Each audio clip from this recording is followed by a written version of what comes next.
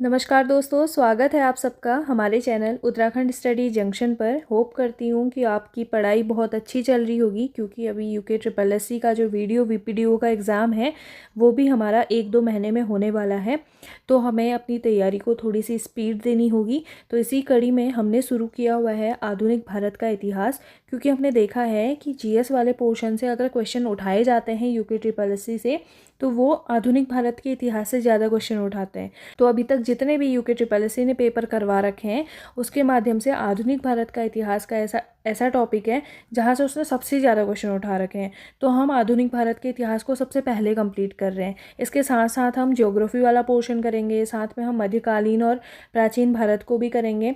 तो सबसे पहले हम कर रहे हैं आधुनिक भारत को, और इसके हमने 2 चैप्टर कंप्लीट कर लिए हैं। अगर आपने अभी तक वो चैप्टर नहीं देखे हैं तो आप प्लेलिस्ट में जा कर के देख लीजिएगा। मैंने वहाँ पर मेंशन कर रखा है आधुनिक भारत का इतिहास और यूके ट्रिपल एससी के द्वारा प्रीवियस ईयर में कराए गए क्वेश्चंस एमसीक्यू वाइज। तो आप उसको चेकआउट कर सकते हैं। कहीं ना कहीं हमारे क्वेश्चन पेपर में हमें प्रीवियस ईयर के क्वेश्चन ही देखने को मिलते हैं घुमा फिरा के। तो हम शुरू कर रहे हैं इसका तीसरा चैप्टर, जो कि है ब्रिटिश शासन 1858 से लेके 1947 तक। अब इस बीच में होते हैं हमारे धार्मिक और सामाजिक सुधार आंदोलन भी होते हैं। इसमें वायसराय भी चेंज होते हैं। साथ में हमारे 1857 की क्रांति होती है, जिसके विद्रोह, घटनाएं, प्रभाव, ये सब हम देखेंगे। तो इसमें हम देखेंगे कि किस तरीके से यहाँ से कौन से क्वेश्चन उठा रखे हैं। हमने सिर्फ उस पर फोकस करना है। तो आपने क्या करना है कि जो भी पोर्शन आपको लगता है कि आपने ये टॉपिक पहली बार सुना है, तो आप कॉपी पेन लेके उसके नोट्स बना सकते हैं। बाकी तो जितने सारे क्वेश्चन हम देखेंगे राजा राम मोहन राय वाले या सामाजिक और धार्मिक सुधार आंदोलन वाले, कहीं ना कहीं हम इनसे वाकिफ़ हैं इन क्वेश्चन से। बट जो क्वेश्चन आपको लगता है कि ये टॉपिक हमने नहीं पढ़ रखा है, तो आप उसको एक बार से अलग से उसके नोट्स बना सकते हैं, क्योंकि इसमें एक्सप्लेनेशन भी दे रखा है। तो आइए शुरू करते हैं। पहला क्वेश्चन है कि राजा राम मोहन राय को राजा की उपाधि किसके द्वारा प्रदान की गई थी। तो राम मोहन राय उनका नाम था, उन्हें राजा की उपाधि दी गई थी, तो हम उन्हें राजा राम मोहन राय के नाम से जानते हैं।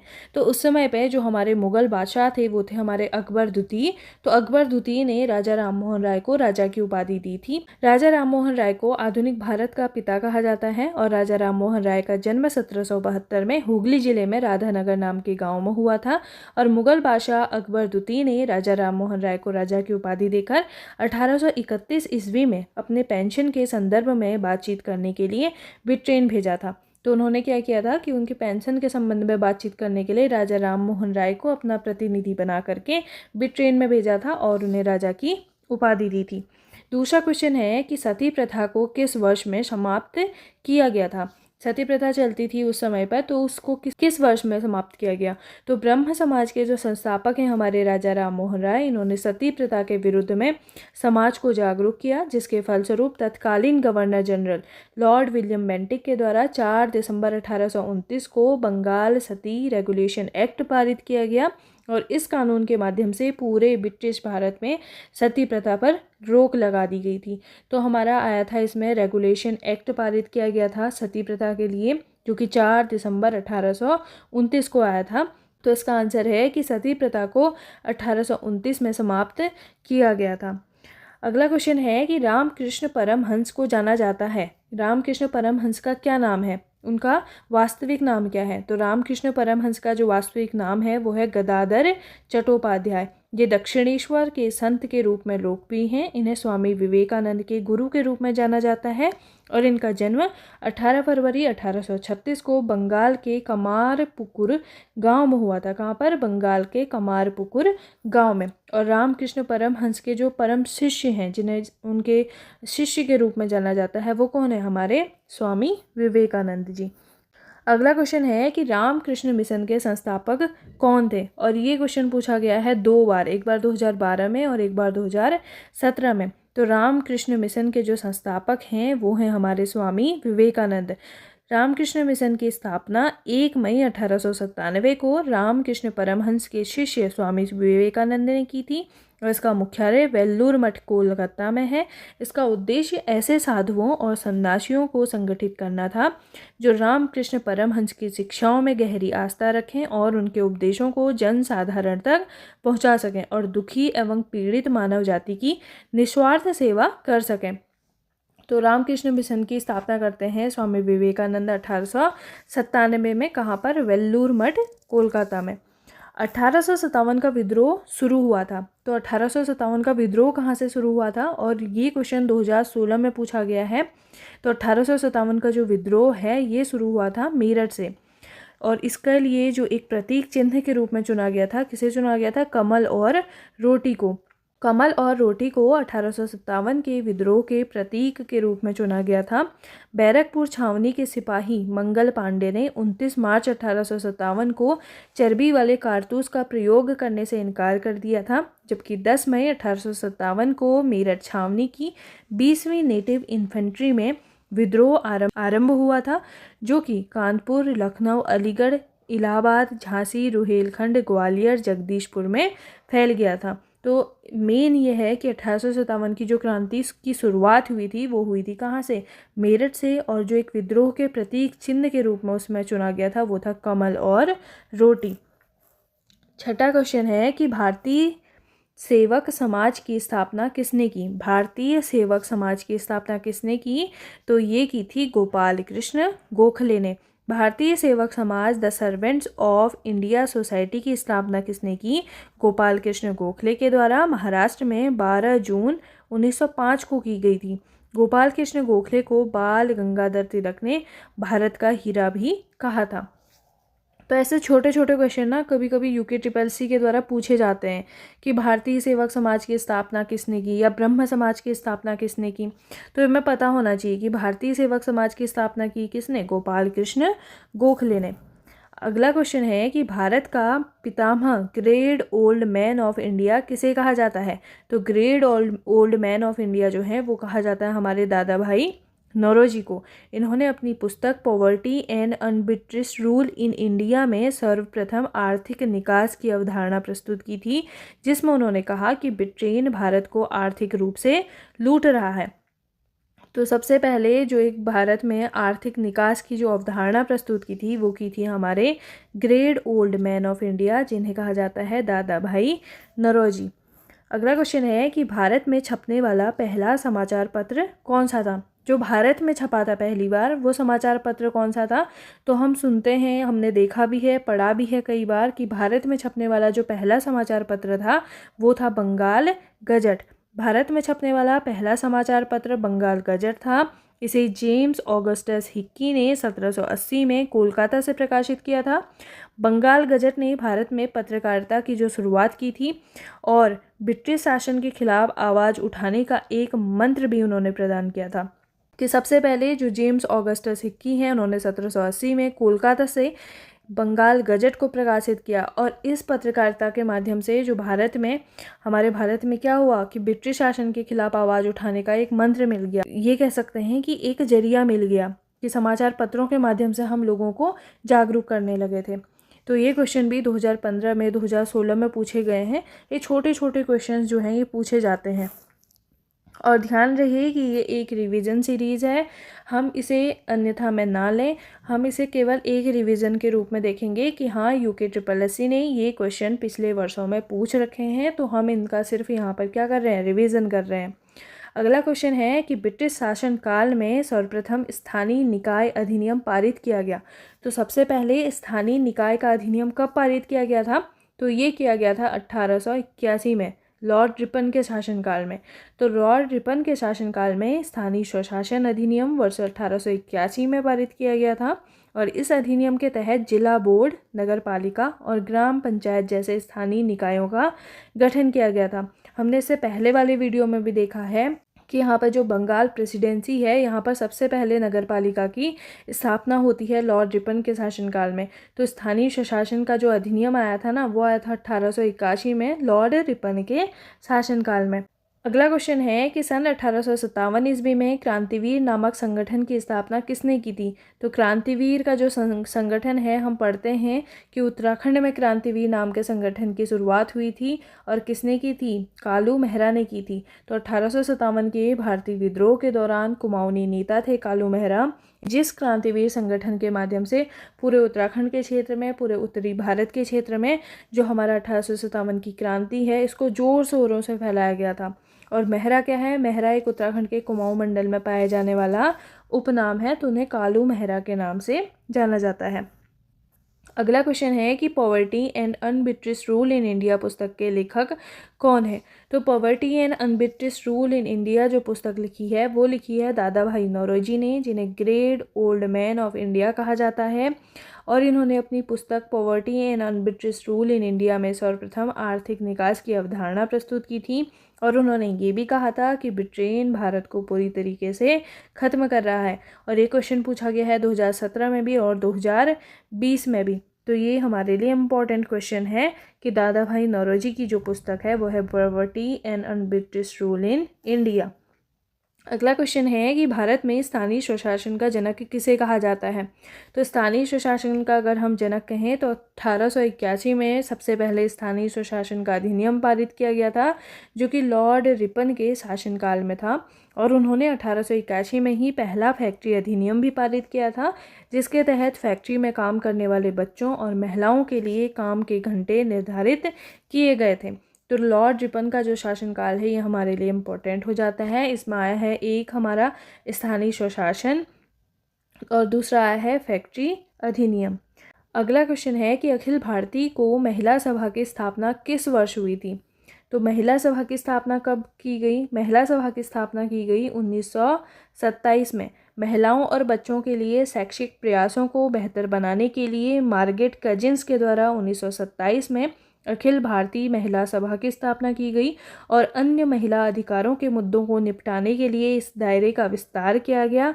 इसकी स्थापना कहाँ पर हुई थी, पुणे में हुई थी। और एक क्वेश्चन यूके FRO की प्री में 2016 में पूछा गया है कि अखिल भारतीय में महिला सभा की स्थापना किस वर्ष हुई थी। तो ये हुई थी 1927 में। किसके द्वारा की गई थी, मार्गरेट कजिन्स के द्वारा की गई थी। जो महिलाओं के अधिकार हैं इनके लिए और इनके मुद्दों को निपटाने के लिए इस दायरे का विस्तार किया गया था। अगला क्वेश्चन है कि भारतीय नटाल कांग्रेस की स्थापना किसने की। भारतीय नटाल कांग्रेस की स्थापना किसने की, तो ये की थी हमारे महात्मा गांधी जी ने। दक्षिण अफ्रीका में भारत के लोगों के साथ होने वाले भेदभाव के खिलाफ आवाज़ उठाने के लिए 1894 में भारतीय नटाल कांग्रेस की स्थापना महात्मा गांधी के द्वारा की गई। महात्मा गांधी को इस संगठन का सचिव और हाजी अदम झावेरी को अध्यक्ष बनाया गया था। 1960 के दशक में यह संगठन निष्क्रिय हो गया था। तो इसमें जो इम्पोर्टेंट है वो क्या है कि महात्मा गांधी को इस संगठन का सचिव बनाया गया, भारतीय नटाल कांग्रेस का सचिव बनाया गया। और दूसरा है कि हाजी अदम झावेरी को अध्यक्ष बनाया गया था। ये याद रखने के लिए ज़रूरी है कि भारतीय नटाल कांग्रेस के अध्यक्ष नहीं थे महात्मा गांधी जी, अध्यक्ष थे हाजी अदम झावेरी जी। तो भारतीय नटाल कांग्रेस है इसके सचिव बनाए गए थे गांधी जी। ठीक है, तो इसकी स्थापना की थी किसने, गांधी जी ने। और गांधी जी बने थे इसके सचिव और अध्यक्ष बने थे हाजी अदम झावेरी।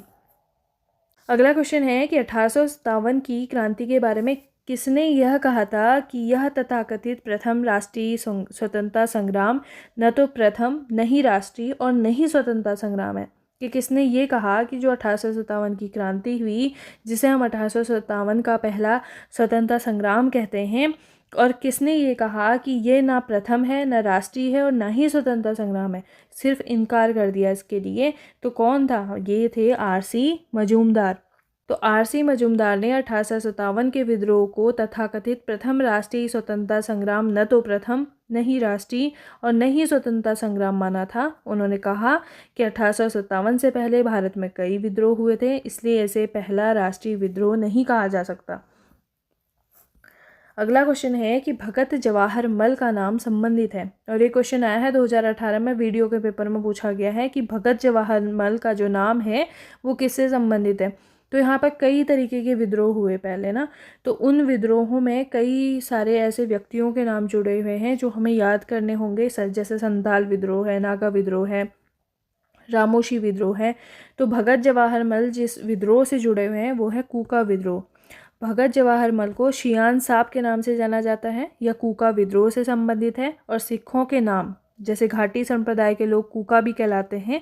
कूका विद्रोह की जो शुरुआत है वो पंजाब में 1860 से 70 के बीच में हुई थी। और कूका विद्रोह में जो नाम सबसे ज़्यादा उस समय चर्चा में था, या जिसने उस कूका विद्रोह की लीड संभाली थी उस समय, वो कौन थे? भगत जवाहर मल थे। अगला क्वेश्चन है कि प्रजा बंधु नामक समाचार पत्र का जो प्रकाशन का श्रेय है वो किसे जाता है? जो प्रजा बंधु नाम का समाचार पत्र है वो उसका जो श्रेय है वो जाता है किसको? जयदत्त बेला को। तो प्रजा बंधु नामक समाचार पत्र के प्रकाशन का श्रेय जयदत्त बेला को जाता है। इसका प्रकाशन सन 1947 से रानीखेत से शुरू हुआ था और यह एक साप्ताहिक समाचार पत्र था। तो क्योंकि समाचार पत्र का बड़ा रोल है हमारे मॉडर्न इंडिया में जितनी भी हम ये कह सकते हैं कि हमारे स्वतंत्रता संग्राम को लेकर के जितने भी क्रांति फैली, विद्रोह हुए, तो उनमें कहीं ना कहीं जो हमारे समाचार पत्र हैं ये बहुत बड़ा रोल प्ले करते हैं। तो समाचार पत्र का जिसने प्रकाशन किया या समाचार पत्र के जो संपादक रहे वो इस एरा में बहुत इम्पोर्टेंट हो जाते हैं। अगला क्वेश्चन है कि 1857 का जो विद्रोह है वे कहाँ से आरंभ हुआ था? ये क्वेश्चन दूसरी बार हम देख रहे हैं कि 1857 का जो विद्रोह है इसका आरंभ कहाँ से हुआ था? मेरठ से हुआ था। 1857 का विद्रोह भारत में ब्रिटिश ईस्ट इंडिया कंपनी के शासन के खिलाफ था और एक व्यापक आंदोलन था। यह सर्वप्रथम मेरठ से शुरू हुआ था और यह एक सिपाही विद्रोह था।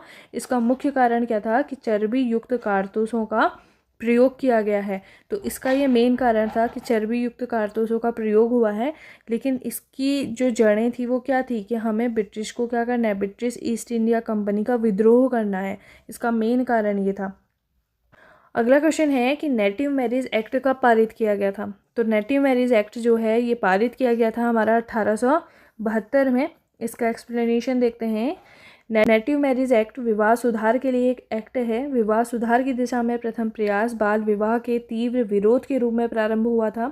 समाज सुधारकों के दबाव में बाल विवाह पर प्रतिबंध लगाने के लिए वर्ष 1872 में नेटिव मैरिज एक्ट पारित किया गया था और इस एक्ट में 14 वर्ष से कम आयु की कन्याओं का विवाह वर्जित कर दिया गया था। तो नेटिव मैरिज एक्ट क्या था?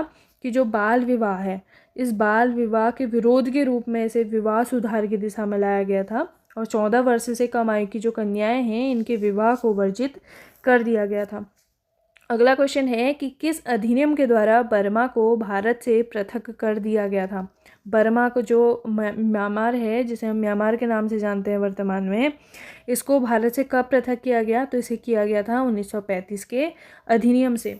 भारत शासन अधिनियम आया था 1935 में, जिसके तहत 1937 में भारत से बर्मा को पृथक कर दिया गया था और इस अधिनियम के तहत केंद्र तथा राज्यों के मध्य शक्तियों का बंटवारा किया गया था तथा राज्य में द्वैध शासन की समाप्ति कर केंद्र में द्वैध शासन लागू किया गया। अवशिष्ट शक्तियां वायसराय को दी गई। भारत के वर्तमान संविधान के प्रमुख स्रोत 1935 का अधिनियम है। इस अधिनियम द्वारा 1937 में एक संघीय न्यायालय की भी स्थापना की गई थी और इस संघीय न्यायालय की स्थापना होती है। इसके बाद 1937 में ही भारत से बर्मा को पृथक कर दिया जाता है। अगला क्वेश्चन है कि भारतीय राष्ट्रीय कांग्रेस के बनारस अधिवेशन जो कि 1905 में हुआ था, इसमें कुमाऊं से भाग लेने वाले नेता कौन थे? तो इसमें हमारा 1905 का जो बनारस का अधिवेशन हुआ, इसमें कुमाऊं से किसने भाग लिया था? इसमें भाग लिया था पंडित हरगोविंद पंत ने। भारतीय राष्ट्रीय कांग्रेस के बनारस अधिवेशन में कुमाऊं से भाग लेने वाले नेता थे हमारे पंडित हरगोविंद पंत और इस अधिवेशन की अध्यक्षता की थी गोपाल कृष्ण गोखले ने। तो ये इम्पॉर्टेंट है कि हमारा बनारस अधिवेशन हुआ था 1905 में, इसकी अध्यक्षता किसने की थी? गोपाल कृष्ण गोखले ने की थी। और उत्तराखंड से भाग लेने वाले कौन नेता थे? ये थे हमारे पंडित हरगोविंद पंत। अगला क्वेश्चन है कि भारत में भूमि सुधार कार्यक्रम के मुख्य उद्देश्य क्या हैं? भारत में जो भूमि सुधार के कार्यक्रम होते हैं इसके लिए मुख्य उद्देश्य क्या हैं कि क्यों भूमि सुधार लाया गया या क्यों भूमि सुधार की ज़रूरत पड़ी? तो इसके मुख्य उद्देश्य अगर हम देखें तो मध्यवर्तियों की समाप्ति हुई, पट्टेदारी व्यवस्था में सुधार हुआ, भूमि जोतों की उच्चतम सीमा का निर्धारण हुआ। तो ये सभी जो उद्देश्य हैं ये भूमि सुधार के लिए लाए गए थे।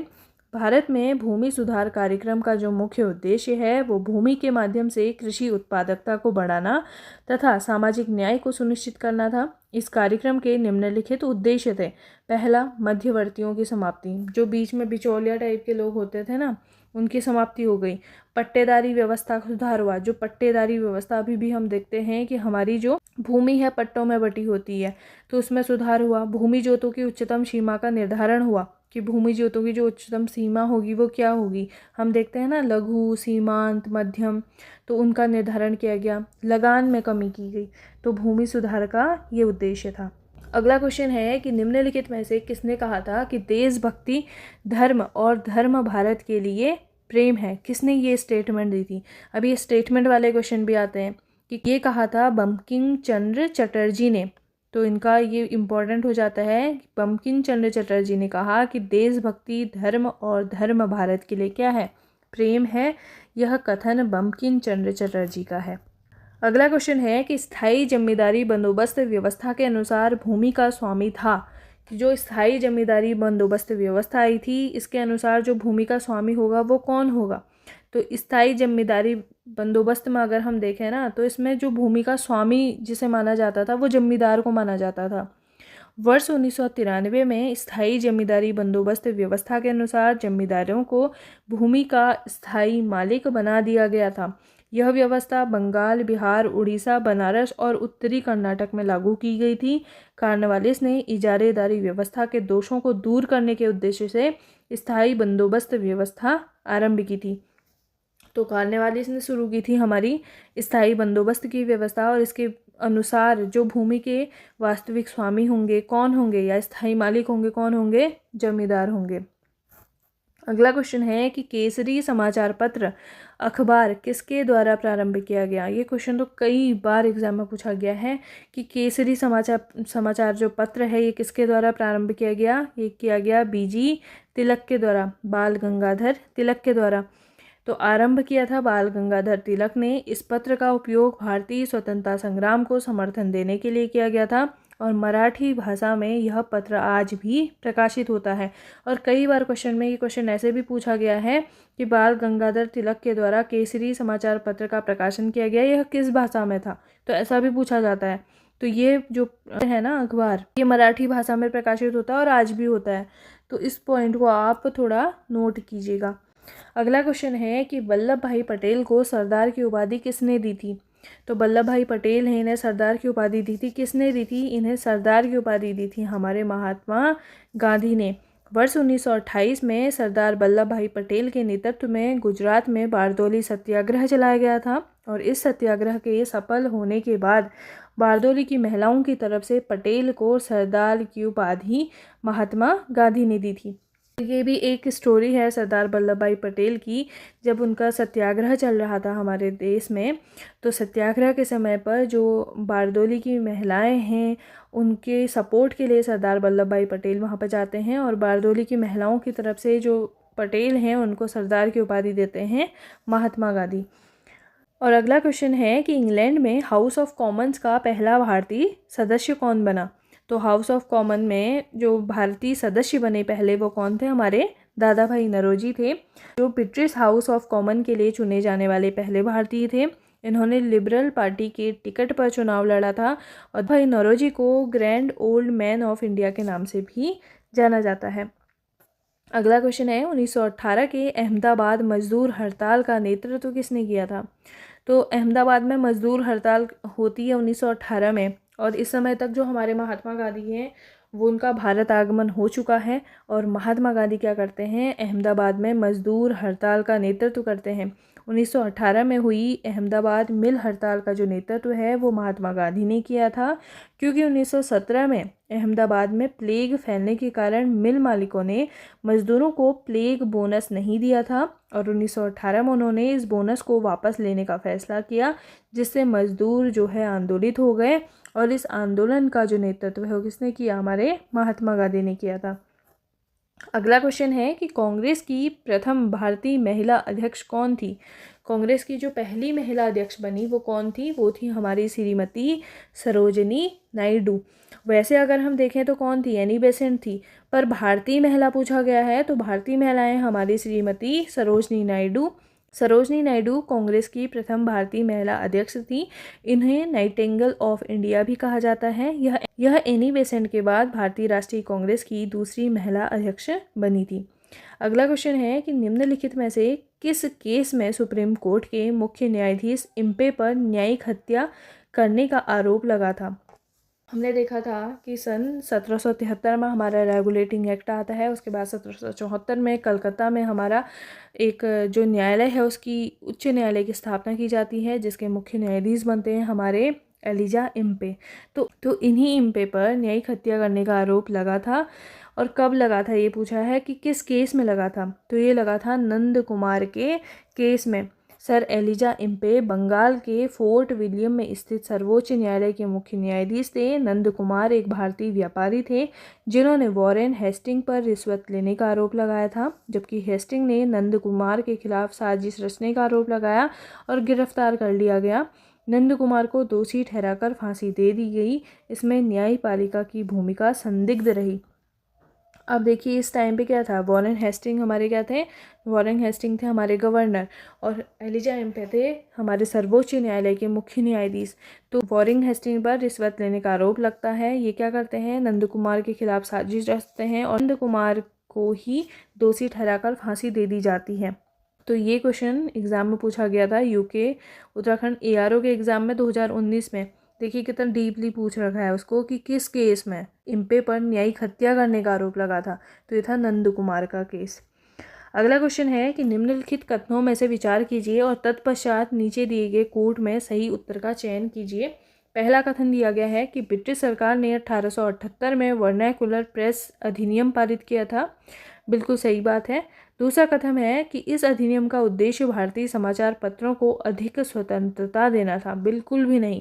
1878 में जो वर्नाकुलर प्रेस एक्ट पारित किया गया था, इसका उद्देश्य ये था कि भारतीय समाचार पत्रों पर लगाम लगाई जाए। तो इसका कथन 1 सही है और कथन 2 गलत है। वर्नाकुलर प्रेस एक्ट 1878 को गैगिंग एक्ट के नाम से जाना जाता है। लॉर्ड लिटन ने 1878 में इस एक्ट को पारित किया था, जिसका उद्देश्य मुद्रित देशद्रोही सामग्री छापने वाले अखबारों को जब्त करना था। इन्होंने शस्त्र अधिनियम 1878 पारित किया, जिसमें भारतीयों को बिना अनुमति हथियार ले जाने पर रोक लगाई गई थी। जब वर्नाकुलर प्रेस एक्ट आया था, इसके माध्यम से उस समय पर बहुत सारे समाचार पत्रों का यहाँ पर प्रकाशन होने लगा था, जिसके माध्यम से हम जो ब्रिटिश शासन के खिलाफ लोगों को जागरूक कर रहे थे। तो इसी बीच में वर्नाकुलर प्रेस एक्ट आता है, लॉर्ड लिटन लगाते हैं और इसमें देशद्रोही सामग्री छापने वाले अखबारों को जब्त करना था। यानी कि जो भी ब्रिटिश शासन के खिलाफ बोल रहा है, कुछ भी उसमें छाप रहा है, कुछ भी उसमें लिख रहा है, तो उन अखबारों को क्या कर दिया जाएगा? बैन कर दिया जाएगा। और इसी बीच में इन्होंने शस्त्र अधिनियम भी पारित किया, इसमें भारतीयों को बिना अनुमति हथियार ले जाने पर रोक लगा दी कि कोई भी भारतीय बिना अनुमति के हथियार नहीं ले जा सकता। अगला क्वेश्चन है कि आर्य समाज के 10 सिद्धांत कब व कहाँ प्रतिपादित किए गए? आर्य समाज के 10 सिद्धांत हैं, कब प्रतिपादित हुए थे? ये हुए थे लाहौर में 1877 में। आर्य समाज के 10 सिद्धांत 1877 में लाहौर में स्थापित किए गए थे, जिन्हें पहली बार अप्रैल 1875 में बॉम्बे में प्रतिपादित किया गया था। और आर्य समाज की जो स्थापना है वो 1875 में मुंबई में दयानंद सरस्वती के द्वारा की गई थी। तो हमने देखा कि आर्य समाज की जो स्थापना है वो करते हैं हमारे स्वामी दयानंद सरस्वती और मुंबई में करते हैं। इसके बाद इसके 2 वर्ष के बाद 1877 में लाहौर में आर्य समाज के 10 सिद्धांतों को स्थापित किया जाता है और प्रतिपादित किया जाता है। अगला क्वेश्चन है कि 1857 के विद्रोह को सैनिक विद्रोह किसके द्वारा कहा गया था? कि 1857 का जो विद्रोह है, जिसे हम स्वतंत्रता संग्राम के नाम से जानते हैं, इसे सैनिक विद्रोह किसने कहा था? तो ये कहा था सर जॉन लॉरेंस और सीले ने। और देखिए ये क्वेश्चन अभी हाल के ही वीडियो के एग्जाम में पूछा गया है 2023 के, कि 1857 के विद्रोह को किसने कहा था? सैनिक विद्रोह है या सिपाही विद्रोह है? तो 1857 के विद्रोह को सिपाही विद्रोह मुख्य रूप से सर जॉन लॉरेंस और सीले के द्वारा कहा गया था। यह विद्रोह 10 मई 1857 को मेरठ में ब्रिटिश ईस्ट इंडिया कंपनी के सिपाहियों के विद्रोह से शुरू हुआ था। तो सिपाही विद्रोह कहा था उन्होंने, क्योंकि मेनली जब मेरठ में, जो मेरठ की छावनी है, वहाँ पर जो सैनिक है उन्होंने क्या कहा था, हम यहाँ पर गाय की चर्बी वाले कारतूस को नहीं चलाएंगे, तो इसलिए ये विद्रोह शुरू हुआ था। अगला क्वेश्चन है कि मॉमडन एंग्लो ओरिएंटल कॉलेज के संस्थापक कौन हैं? तो मॉमडन एंग्लो ओरिएंटल कॉलेज के जो संस्थापक हैं वो हैं हमारे सर सैयद अहमद खां। सर सैयद अहमद खां ने 1875 में अलीगढ़ में मॉमडन एंग्लो ओरिएंटल कॉलेज की स्थापना की थी। इस कॉलेज का उद्देश्य मुसलमानों को आधुनिक शिक्षा प्रदान करना था। तो केवल एक यही कॉलेज था जो ये चाह रहा था कि जो मुस्लिम हैं उनको आधुनिक शिक्षा प्रदान की जाए, और इस कॉलेज की जो स्थापना है ना वो करते हैं हमारे सर सैयद अहमद खान 1875 में। और ये बहुत बड़ी बात थी, एक मुस्लिम कम्युनिटी को आधुनिक शिक्षा से जोड़ना उस समय। अगला क्वेश्चन है कि निम्नलिखित में से किसने 1857 के विद्रोह को राष्ट्रीय विद्रोह कहा था? पहले क्वेश्चन आया था कि किसने कहा सिपाही विद्रोह, तो ये कहा सर जॉन लॉरेंस और सीले ने। अब अगला क्वेश्चन यूके SSSC ने अपने ईओ के एग्ज़ाम में पूछ रखा है 2024 में कि किसने 1857 के विद्रोह को राष्ट्रीय विद्रोह कहा। तो ये स्टेटमेंट वाले क्वेश्चन आ रहे हैं कि किसने ये कहा, किसने वो कहा। तो 1857 के विद्रोह को जिसने राष्ट्रीय विद्रोह कहा ना, वो कौन थे? हमारे बेंजामिन डिज़रायली थे, जो कि एक प्रमुख ब्रिटिश राजनेता थे। तो 1857 के विद्रोह को राष्ट्रीय विद्रोह के रूप में पहचानने वाले प्रमुख ब्रिटिश राजनेताओं में एक थे बेंजामिन डिज़रायली। डिज़रायली ने इस विद्रोह को एक सीमित सैन्य विद्रोह के रूप में नहीं देखा, बल्कि उन्होंने इसे एक व्यापक विद्रोह के रूप में देखा। क्योंकि अलग अलग कारण हो सकते हैं, पर एक ही समय पर विद्रोह था ना जो मेरठ से उत्पन्न हुआ था 1857 का विद्रोह, वो लखनऊ में भी चला, इलाहाबाद में भी चला, बरेली में भी चला, उत्तराखंड में भी चला।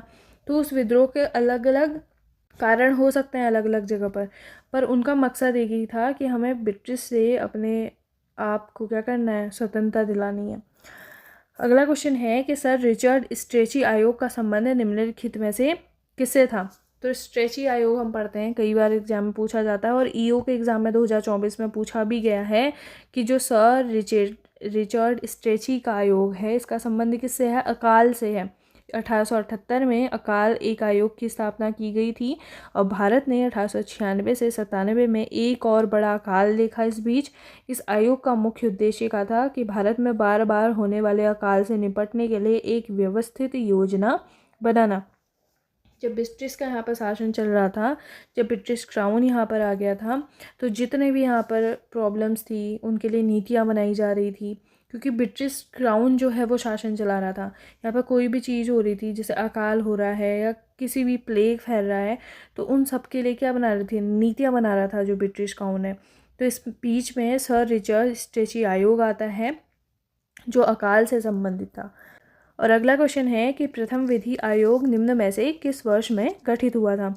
तो पहला विधि आयोग आता है, वो आता है 1834 में। और यूके ARO में एक क्वेश्चन को पूछा गया है, प्रथम विधि आयोग 1834 में बना था। यह आयोग 1833 के चार्टर अधिनियम के तहत गठित किया गया था। लॉर्ड मैकाले इस आयोग के अध्यक्ष थे।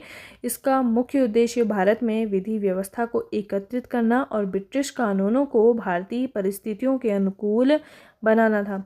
जब यह आयोग बना था तो यह 1833 के चार्टर अधिनियम के तहत बना था, और लॉर्ड मैकाले जो थे वो हमारे पहले विधि आयोग के अध्यक्ष थे। और इस आयोग का मुख्य उद्देश्य क्या था कि ऐसे विधि व्यवस्था को एकत्रित करना कि ब्रिटिश कानून जो हैं वो भारतीय परिस्थितियों के अनुकूल बन सकें। अगला क्वेश्चन है कि क्रांतिकारी सिपाही मंगल पांडे के ने विद्रोह किस छावनी से किया था? तो क्वेश्चन पूछा गया है उत्तराखंड हाईकोर्ट क्लर्क के एग्जाम में 2015 में कि मंगल पांडे ने किस छावनी से विद्रोह शुरू किया? तो इसका आंसर है बैरकपुर छावनी। जो मंगल पांडे हैं उन्होंने बैरकपुर छावनी से विद्रोह शुरू किया था, और यह छावनी कलकत्ता के पास स्थित थी, और उस समय ब्रिटिश सेना एक महत्वपूर्ण केंद्र था। विद्रोह का मुख्य कारण था अंग्रेजी कारतूसों में गाय और सूअर की चर्बी का इस्तेमाल होना। अगला क्वेश्चन है कि राष्ट्रीय गीत वंदे मातरम की रचना किसने की थी। जो हमारा राष्ट्रीय गीत है वंदे मातरम, इसकी रचना किसने की थी? बंकिम चंद्र चटर्जी ने की थी। तो बंकिम चंद्र चटर्जी ने राष्ट्रीय गीत वंदे मातरम की रचना की थी और वंदे मातरम को उन्होंने अपने उपन्यास आनंद मठ में शामिल किया था। और यह गीत भारत माता की स्तुति करता है और भारतीय स्वतंत्रता संग्राम के दौरान भारतीयों के लिए एक प्रेरणा स्रोत भी रहा था। अगला क्वेश्चन है कि सत्य शोधक समाज की स्थापना किसने की थी। तो सत्य शोधक समाज जो है इसकी स्थापना की थी किसने? हमारे ज्योतिबा फुले ने। सत्य शोधक समाज एक सामाजिक सुधार संगठन था जिसका उद्देश्य शूद्रों और दलितों जैसे हाशिए के समूहों के लिए सामाजिक, धार्मिक और शैक्षिक उत्थान करना था। ज्योतिबा फुले और उनकी पत्नी सावित्रीबाई फुले ने मिलकर इस समाज की स्थापना की थी। अगला क्वेश्चन है कि नाना साहब के सलाहकार कौन थे। नाना साहब जो थे उनके सलाहकार कौन थे? तो उनके सलाहकार थे अजीमुल्ला खां। अजीमुल्ला खां 1857 के भारतीय स्वतंत्रता संग्राम के दौरान नाना साहब के प्रमुख सलाहकार थे। अजीमुल्ला खां एक कुशल राजनीतिज्ञ और सैन्य रणनीतिकार थे। अगला क्वेश्चन है कि भगवत गीता का अनुवाद सर्वप्रथम किसने किया था? भगवत गीता का अंग्रेजी में अनुवाद किसने किया था? तो भगवत गीता का सबसे पहले जो अंग्रेजी में अनुवाद किया था वो किसने किया था? चार्ल्स विल्किंसन ने किया था। और चार्ल्स विल्किंसन एक अंग्रेजी टाइपोग्राफर और ओरिएंटलिस्ट थे और एशियाटिक सोसाइटी के संस्थापक सदस्य में से एक थे। Charles Wilkinson. भगवत गीता का अंग्रेजी में अनुवाद पहली बार किसने किया? चार्ल्स विल्किंसन ने किया। अगला क्वेश्चन है कि श्री गुरु राम राय एजुकेशन मिशन के संस्थापक कौन थे। तो जो हमारा गुरु राम राय एजुकेशन मिशन है इसकी स्थापना की है श्री महंत इंद्रेश चरण दास जी ने। और ये क्वेश्चन अभी हाल में पूछा गया है 2021 में। किसने की है? श्री महंत इंद्रेश चरण दास जी ने की है। श्री गुरु राम राय एजुकेशन मिशन की स्थापना 1952 में श्री महंत इंद्रेश चरण दास जी की महाराज के द्वारा समाज के सभी वर्गों के छात्रों को सस्ती दरों पर गुणवत्तापूर्ण शिक्षा प्रदान करने के लिए इस एजुकेशन मिशन की स्थापना की गई है, जिसे हम SGRR के नाम से जानते हैं ना। SGRR के कई सारे स्कूल हमें देखने को मिलते हैं उत्तराखंड में खासकर। तो इसकी स्थापना की है श्री महंत इंद्रेश चरण दास जी महाराज द्वारा। 1857 की क्रांति आरंभ हुई थी कहाँ से और कब? 1857 की जो क्रांति है ना ये शुरू हुई थी 10 मई 1857 को। और शुरू कहाँ से हुई थी? हमारे मेरठ से शुरू हुई थी और मेरठ से शुरू होकर धीरे धीरे पूरे उत्तर भारत में फैल गई थी। और यह दिन भारतीय स्वतंत्रता संग्राम के पहले बड़े विद्रोह की शुरुआत का प्रतीक था। इससे पहले कई छोटे मोटे विद्रोह होते थे जो अंग्रेजी सेना के द्वारा दबा दिए जाते थे, पर इस विद्रोह ने पूरे उत्तर भारत को क्या कर दिया था? जगा कर रख दिया था। अगला क्वेश्चन है कि ब्रह्म समाज की स्थापना किसने की थी। तो ब्रह्म समाज की स्थापना की थी राजा राम मोहन राय ने, जो कि हिंदू धर्म में व्याप्त कुरीतियों जैसे सती प्रथा, बाल विवाह, जातिवाद, इन सबको दूर करने के लिए उन्होंने ब्रह्म समाज की स्थापना की थी 1828 में कोलकाता में। और ब्रह्म समाज एक एकेश्वरवाद में विश्वास करता था कि ईश्वर एक ही है, इसमें विश्वास करता था और मूर्ति का विरोधी था, मूर्ति प्रथा का विरोधी था। अगला क्वेश्चन है कि वेदों की ओर लौटो किसका कथन है। वेदों की ओर लौटो कहा था किसने? दयानंद सरस्वती ने। और ये क्वेश्चन कई बार पूछा जाता है कि ये कथन किसका है या किसने इस तरीके की धारणा को प्रस्तुत किया था। तो स्वामी दयानंद सरस्वती ने 1875 में आर्य समाज की स्थापना की थी। इन्होंने वेदों की ओर वापसी का आह्वान किया था। इन्होंने मूर्ति पूजा का विरोध किया और एकेश्वरवाद का समर्थन किया। इन्होंने शिक्षा पर जोर दिया और कई स्कूल और कॉलेजों की स्थापना की। अगला क्वेश्चन है कि जिस अंग्रेजी सेना के विरुद्ध टीपू सुल्तान की लड़ते हुए मृत्यु हुई थी उस अंग्रेजी सेना का नेतृत्व कौन कर रहा था। तो टीपू सुल्तान की मृत्यु हो जाती है, हमने देखा था 1799 में आंग्ल मैसूर युद्ध के दौरान। तो इस समय जो अंग्रेजी सेना का नेतृत्व है वो कौन कर रहा था? लॉर्ड वेलेस्ली कर रहा था। टीपू सुल्तान मैसूर साम्राज्य के शासक थे। इन्हें मैसूर का बाघ भी कहा जाता है। 4 मई 1799 को चौथे आंग्ल मैसूर युद्ध में ब्रिटिश सेना के खिलाफ श्रीरंगपट्टनम में इनकी मृत्यु हुई। उस समय ब्रिटिश सेना का नेतृत्व लॉर्ड वेलेस्ली कर रहा था और लॉर्ड वेलेस्ली 1798 से 1805 तक भारत के गवर्नर जनरल थे। अगला क्वेश्चन है कि आधुनिक भारत के पिता के नाम से किन्हें जाना जाता है। आधुनिक भारत का पिता कहा जाता है राजा राम मोहन राय को। राजा राम मोहन राय को आधुनिक भारत का पिता कहा जाता है। राजा राम मोहन राय ने सती प्रथा, बाल विवाह को खत्म किया और ब्रह्म समाज की स्थापना की। अगला क्वेश्चन है कि प्रार्थना समाज के संस्थापक कौन थे। प्रार्थना समाज के संस्थापक कौन थे। आत्माराम पांडुरंग थे। वर्ष 1867 को आत्माराम पांडुरंग ने प्रार्थना समाज की स्थापना की और प्रार्थना समाज द्वारा सुबोध पत्रिका नामक मुखपत्र प्रकाशित किया जाता था। और दक्षिण भारत में प्रार्थना समाज को वीरेशलिंगम पंतुलु ने प्रोत्साहित किया था। तो दक्षिण भारत में जो प्रार्थना समाज है इसको प्रोत्साहित किया था किसने। वीरेशलिंगम पंतुलु ने। और प्रार्थना समाज की स्थापना किसने की थी। आत्माराम पांडुरंग ने 1867 में। अगला क्वेश्चन है कि आर्य समाज के संस्थापक कौन थे। आर्य समाज के संस्थापक कौन थे। आर्य समाज की स्थापना की थी किसने। स्वामी दयानंद सरस्वती ने 1875 में। और आर्य समाज की जो पहली बैठक है वो 10 अप्रैल 1875 को बॉम्बे जो कि मुंबई में हुई थी। और आर्य समाज मूर्तियों, पशु बलि, श्राद्ध, बाल विवाह, तीर्थ यात्रा, पुजारी शिल्प और मंदिर के प्रसाद की पूजा का विरोध करता था। मूर्ति पूजा का विरोध करता था जो आर्य समाज है वो, और ब्रह्म समाज भी। अगला क्वेश्चन है कि स्वामी विवेकानंद का पूर्व में नाम क्या था। तो स्वामी विवेकानंद का पहले का नाम पूछा जाता है। तो स्वामी विवेकानंद का जो पूर्व नाम था वो था नरेंद्र नाथ दत्त। स्वामी विवेकानंद का जन्म हुआ था 12 जनवरी 1863 को और कोलकाता के कायस्थ परिवार में हुआ था। इनके बचपन का नाम नरेंद्र नाथ था। इनके पिता का नाम विश्वनाथ दत्त और माता का नाम भुवनेश्वरी देवी था। और स्वामी विवेकानंद के जो गुरु थे वो रामकृष्ण परमहंस थे। और रामकृष्ण परमहंस का अगर हम जन्म देखें तो ये कब हुआ था। 1836 में हुआ था।